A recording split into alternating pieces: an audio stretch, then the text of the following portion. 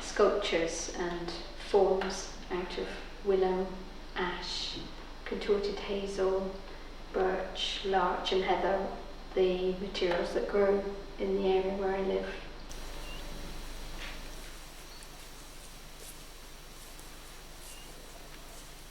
The willow I grow here have quite a few different varieties for the different properties and colours of the willow that I use. It's totally sustainable and renewable, so I cut it right back to the ground every year and it shoots back in all its glory every year. So pretty amazing stuff, really. I harvest it every winter when the sap is down and the leaves have fallen, and take it all back to a barn to let it dry out, and then soak it again so it becomes flexible to use it. Over the winter, it takes at least probably over a 6-week period. We'll come down, sometimes have students come and help. And some of the rods are maybe twice my height, so it takes quite a lot of carrying to take it all back on the farm bike and then a trailer back to the barn. Yeah, it's a good part of the process of working. Enjoy being outside, enjoying being with my materials, get to know them. There's an intimate connection which comes through in the work.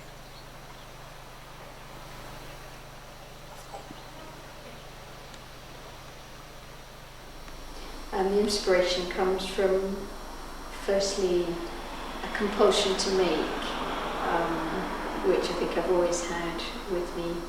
It comes from nature, comes from the hills and the Galloway landscape, but more and more I think it comes from my inner self, if I can put it like that. It's,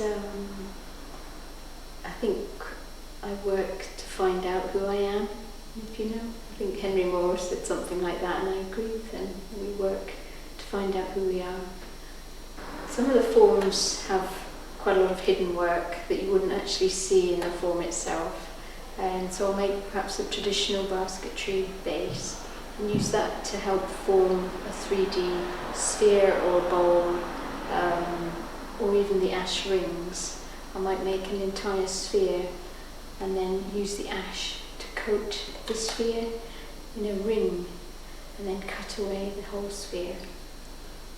After I've completed the piece, I like to use an oil, usually an organic-based wood oil, which feeds the wood and gives it a sort of nutritious feel, and so it'll last a long time without going sad looking.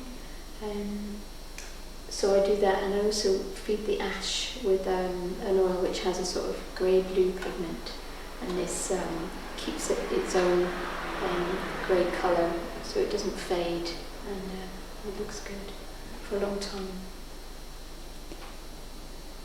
Some of the pieces, because they're made of natural materials, can have a kind of calmness to them after you finish working on them, and sometimes this comes across. And this woman at the weekend came in and she wanted one of my cards, and I said, yes, you can have that one. And it was of a piece I made a while ago, and it was a picture of this piece. And I said, well, I made that when my father died. And she immediately burst into tears because she'd been using it as a bereavement card all this time. And I realised that some of the emotion that goes into a piece can have effects long after you've finished making it.